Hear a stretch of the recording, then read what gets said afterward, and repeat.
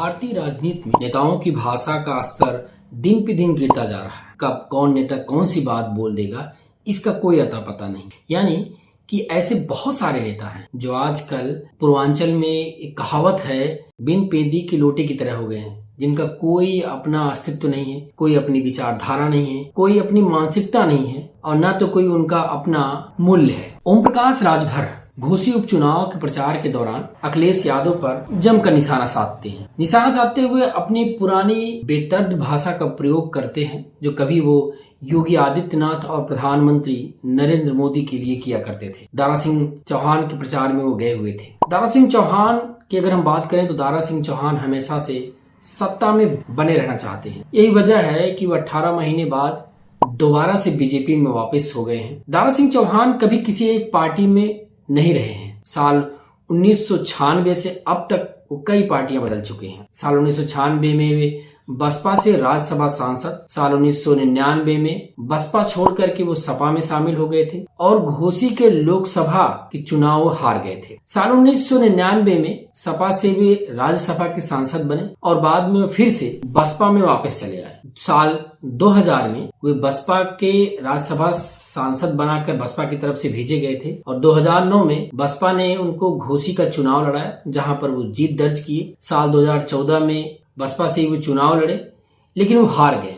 तो अब साल 2015 में दोबारा से बसपा को छोड़ दिए और बीजेपी में वापस चले आए। अब उनकी कहानी आप समझिए कि साल 2017 में फिर से वो बीजेपी से मधुबनी से विधायक बनते हैं और इस बार उनको योगी आदित्यनाथ के मंत्रिमंडल में मंत्री बना दिया जाता है। साल 2022 की विधानसभा के चुनाव में वे फिर से बीजेपी छोड़ देते हैं और अपनी पुरानी पार्टी सपा में शामिल हो जाते हैं और दोबारा से घोसी में सपा की तरफ से चुनाव लड़ते हैं और वहां पे जीत दर्ज कर। लेकिन भाई साहब का तो मन नहीं उठता और 18 महीने बाद वो उनका फिर से सपा से मुंह भंग हो जाता है और साल 2023 में वो दोबारा से सपा से इस्तीफा देकर बीजेपी में शामिल हो जाते हैं। उनके इस्तीफे के बाद घोसी में दोबारा से उपचुनाव की घोषणा होती है और बीजेपी उनको अपना कैंडिडेट बनाती है। सपा ने घोसी उपचुनाव में पार्टी के अपने पुराने नेता क्षत्रिय समाज से आने वाले सुधाकर सिंह पर अपना विश्वास जताता है और सुधाकर सिंह के बारे में अगर हम बात करें तो सुधाकर सिंह साल 1996 में नथुपुर से व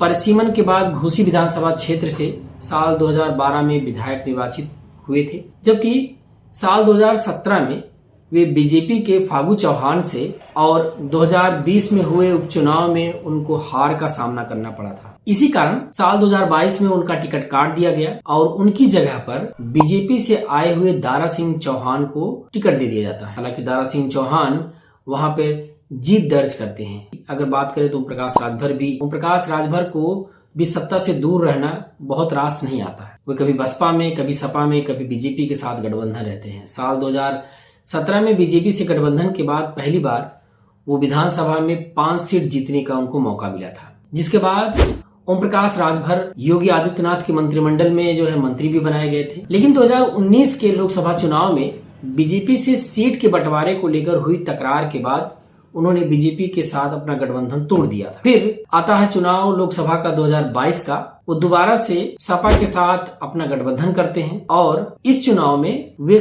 6 सीटों पे जीत दर्ज करते हैं। लेकिन अब सपा से गठबंधन के महज 18 महीने बाद सपा के साथ भी उनका मुंह भंग हो जाता है। ओम प्रकाश राजभर जी दोबारा से जो है बीजेपी के साथ गठबंधन कर लेते हैं और जो पानी पी पी कर बीजेपी को गालियां दिया करते थे ओम प्रकाश राजभर जी, वो आज फिर से जो है बीजेपी में शामिल हो। दरअसल सुहेल जो समाज पार्टी के राष्ट्रीय अध्यक्ष ओम प्रकाश राजभर का इस समय एक वीडियो खूब वायरल हो रहा है सोशल मीडिया पर। उन्होंने इस वीडियो में कहा कि यह चुनाव दारा सिंह चौहान का नहीं है, राजभर के नाम का है। यहाँ पर राजभर लड़ रहा है चुनाव। पिछली बार हम दूसरी पार्टी यानी दूसरी जगह पे थे, वे लोग बहुत परेशान हैं। लेकिन एक बात वो नहीं जानते कि जितना धोखा हमारे नेताओं को मिला है, अगर उसे चक्रवृद्धि ब्याज के साथ वापस करके उन्हें सफाई नहीं पहुंचा दिया तो मैं अपने असली माँ बाप की औलाद नहीं।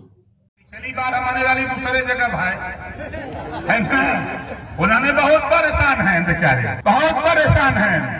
लेकिन ये ना जाने तुरंत कि घबरा मत तू लोग, जितना धोखा हम देले हुए हमारे नेतन के ओकर ब्याज सहित चक्रवृद्धि ब्याज सहित तो हम लौटा के हम सफाई ना पहुंचा देली तो सब अपने माँ बाप का बेटा नहीं घबरा। क्या बोला तूने? हालांकि इस बयान के बाद समाजवादी पार्टी के मुखिया नेता प्रतिपक्ष अखिलेश यादव ने भी अपना जवाब दिया। ओम प्रकाश राजभर पर चुटकी लेते हुए कहा कि कभी उन्होंने प्रधानमंत्री और मुख्यमंत्री को भी खूब झूठा कहा था। मुख्यमंत्री योगीनाथ को कहते थे चल सन्यासी मंदिर में। इन्होंने इतना बकचोद हूं सर, दूसरे नंबर का झूठा अगर कोई है तो उसका नाम है योगी आदित्यनाथ जी। दुनिया में अगर झूठ बोला वाला कोई नेता एक नंबर, तो वो नेता का नाम है नरेंद्र मोदी जी। एक योगी बाबा है, इन्हें तो जाके मंदिर में घंटा बजावे के कहा गया लखीमपुर खीरी में तुम्हारा बुलडोजर। खैर, इस समय उत्तर प्रदेश में घोसी विधानसभा का उपचुनाव काफी सरगर्मी पे है। 5 सितंबर को होने वाले चुनाव और 8 तारीख को आने वाले परिणाम साबित होगा कि कौन पार्टी में कितनी ताकत है। आप देख रहे हैं न्यूज भारत। अगर आपको हमारा वीडियो पसंद आए, आप यूट्यूब चैनल को सब्सक्राइब, यदि आप हमको पर देख रहे हैं तो हमारे चैनल को फॉलो करें। नमस्कार।